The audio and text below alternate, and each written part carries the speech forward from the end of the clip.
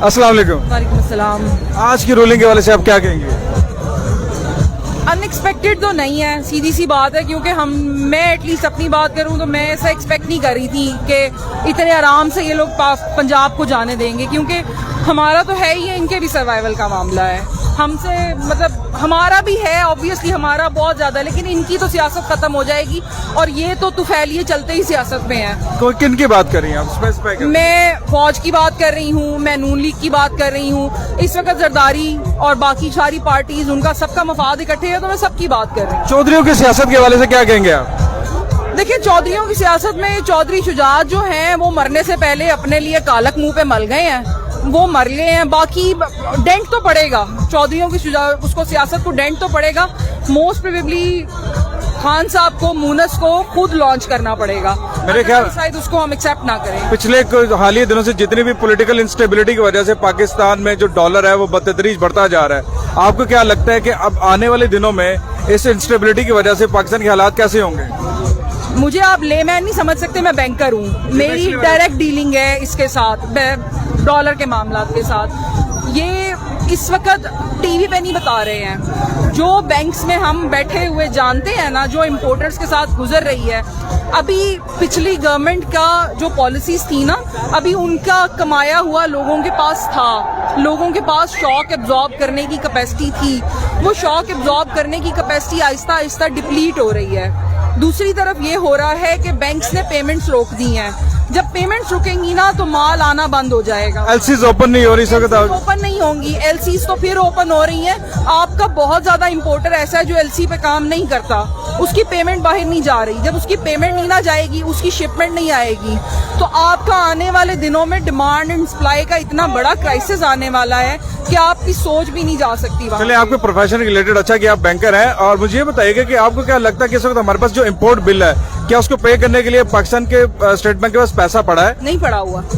आप ये देखेंगे, मैं अब आज की सिचुएशन से अपडेटेड नहीं हूँ। 8 बिलियन का रिजर्व बाकी था हमारे पास, 8.2 का। बिल्कुल ठीक है, 8 बिलियन के रिजर्व में से फिक्स कितना है?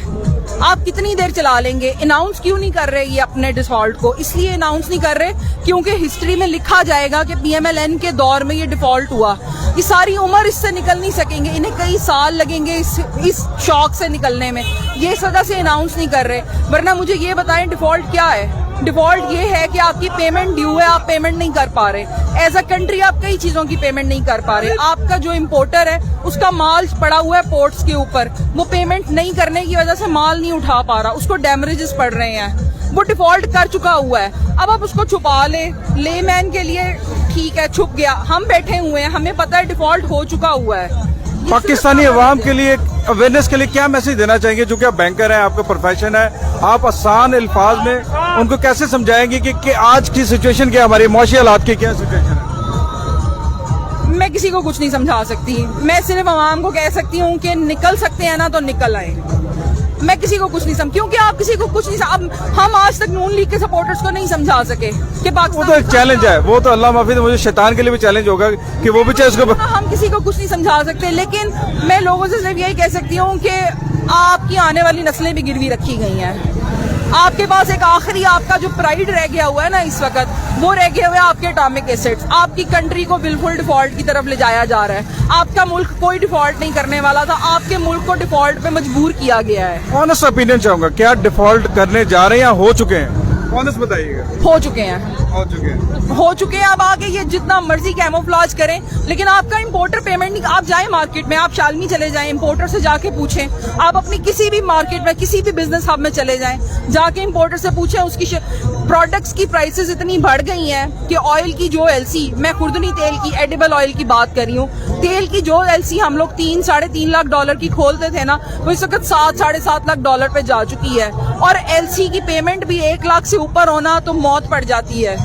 हम पेमेंट नहीं करते। मिफ्ता इस्माइल जिस तरह से ये इकोनॉमी को चला रहे हैं, क्या आपको लगता है ये वाकई वजीर खजाना है? चला रहा, वो डुगडुगी लेके ना बंदर का तमाशा कर रहा है। वो इकोनॉमी नहीं, क्या